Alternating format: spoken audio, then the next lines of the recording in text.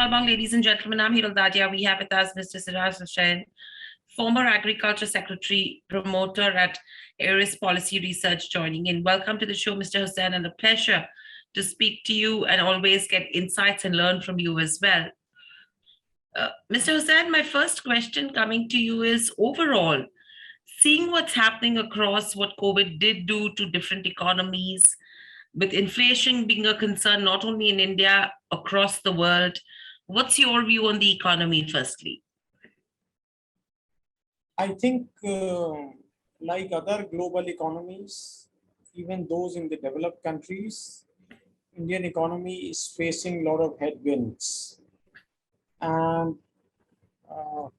a substantial part of the economic problems is due to global factors, though some can be attributed to domestic decisions also immediately after COVID, when this lockdown was declared, which caused a huge dent to the GDP and the employment.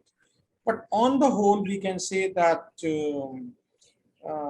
Indian economy will face quite a bit of challenge in financial year 23 and even in financial year 24. Right. So with all of this said and done, how are you looking at inflation in India vis-a-vis other countries? See, India is well placed because except in case of edible oils and to some extent in pulses, we are quite self-sufficient thanks to the farmers of surplus estates. And this year we have seen that but for this excessive heat in March, India would be in a commanding position to supply wheat to the global markets. Having said this, we have to acknowledge the difficulties we are facing due to the ban on export of palm oil, both crude and refined, by Indonesia, and the abnormal rise in prices of edible oils. Obviously, this is also attributed to very high cost of petrol and diesel in the global markets. So palm oil is also being used by the European Union in a very substantial quantity for making biodiesel. So while people are paying through their nose for edible oils, the rich countries are using it for biodiesel. So I have been writing in the past, Hiral, that we should not make that mistake and we should not use food grains for ethanol or edible oil or petroleum. Right. And with this, if you see in terms of the retail inflation as well, that's jumped to an 8-year high. How are you viewing that aspect of it? Because clearly this is giving us an indication that food inflation is something that could become a worry. So how are you seeing that? And do you think prices could shoot up further? Actually, it is not unexpected. For several months, we have been seeing that the WPI has been in double digits. So it was only a matter of time before that rise in WPI was reflected in CPI. In fact, the CPI for food has been brought down by certain commodities like rice and coarse grains, where the inflation is negative. So, but for that, the food inflation would be still higher. But we must remember that a lot of it is coming due to edible oils.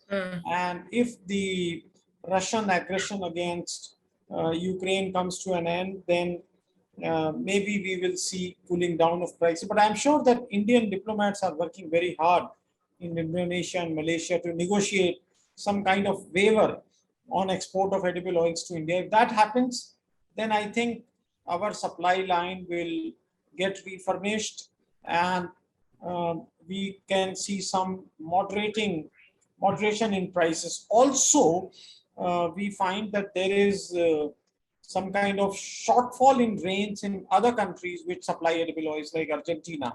That is also contributing.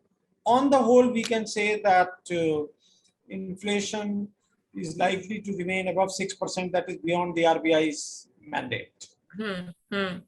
Right. And overall, how are you seeing agri commodity prices pan out currently? And do you think realization for farmers has improved? Yes. So the farmers are realizing a little higher than the MSP fix for wheat, and especially Madhya Pradesh being closer to the port, the farmers are realizing higher prices. Even in Punjab, where the mandi taxes, etc., continue to discourage the private buying and buying by exporters because of these high taxes, 6% tax plus 2.5% commission to agents, Adatyas. But even there, farmers have sold some quantity at slightly higher prices, but it is a much smaller quantity, just about 6-7% of market arrivals.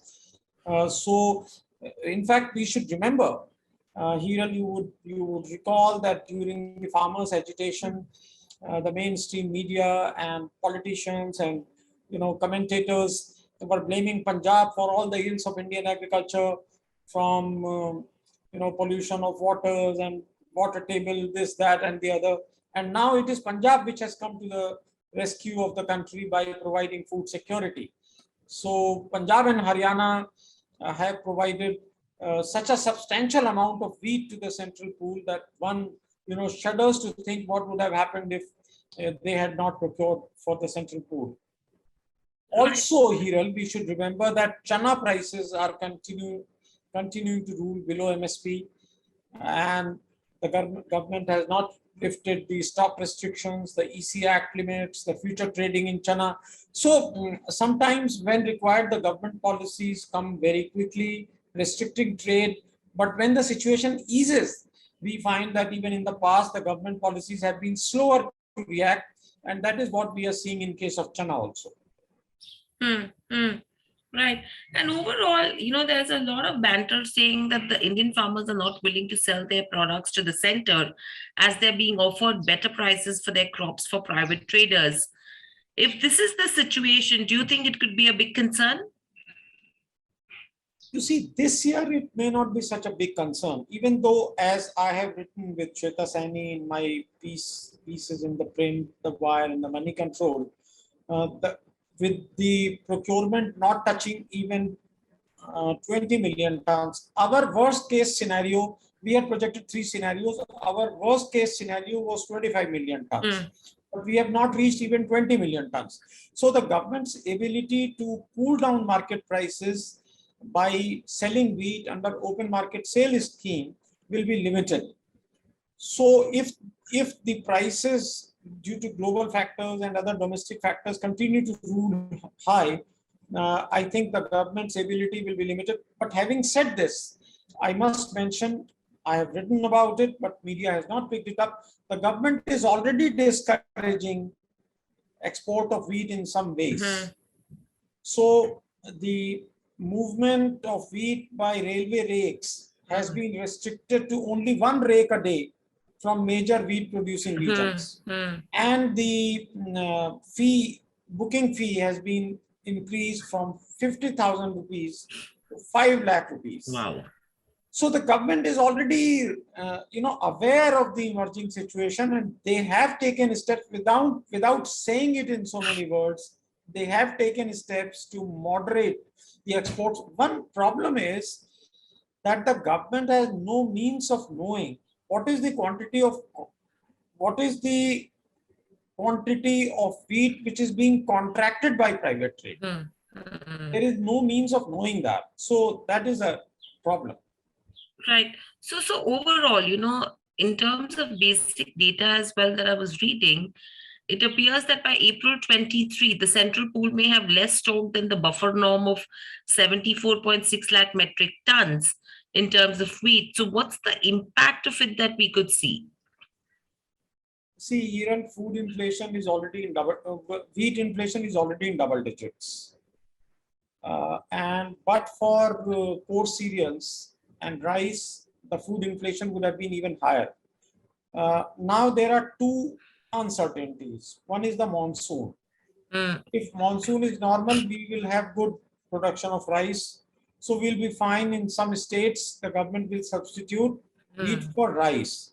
Under PDS, the government will not give wheat, will give lesser quantity of wheat, and they will give rice. In any case, I do not think that Pradhan Mantri, PMGKAY is going to be extended beyond September. Mm. So the government will manage the stock. What we should be really worried about is the weather next year. If next year also, God forbid, we have a heat wave and lower production of wheat, etc., then obviously the government will have lesser stock in central pool than the requirement of PDS. Mm.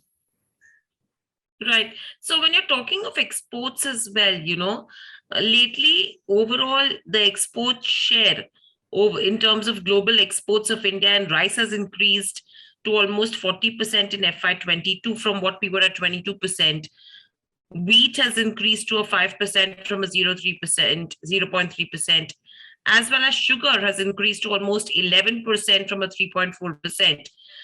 Post which, India's agricultural exports were under intense scrutiny in the WTO because a lot of complaints were put forward in 2019.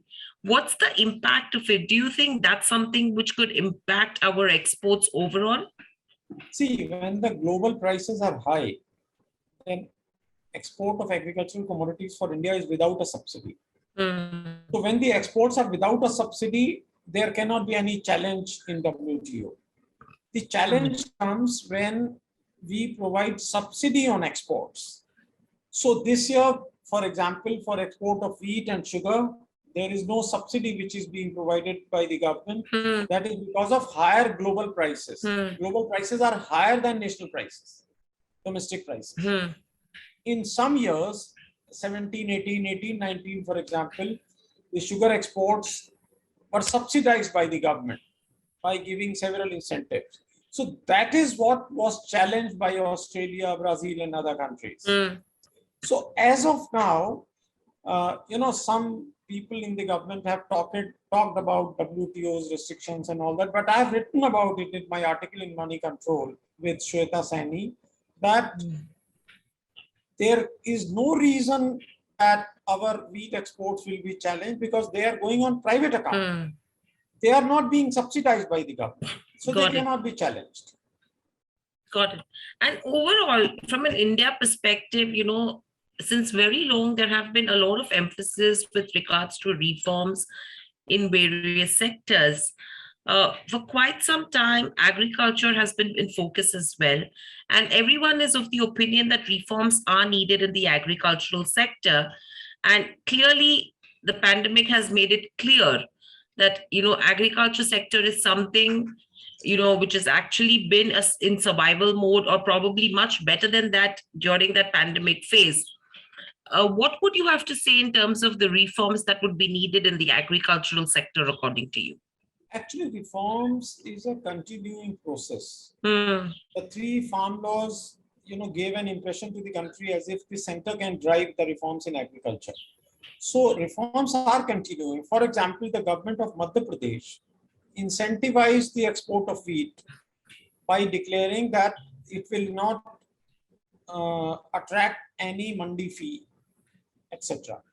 So the exporters were incentivized to buy from the farmers. Now, same thing was not done by Punjab and Haryana.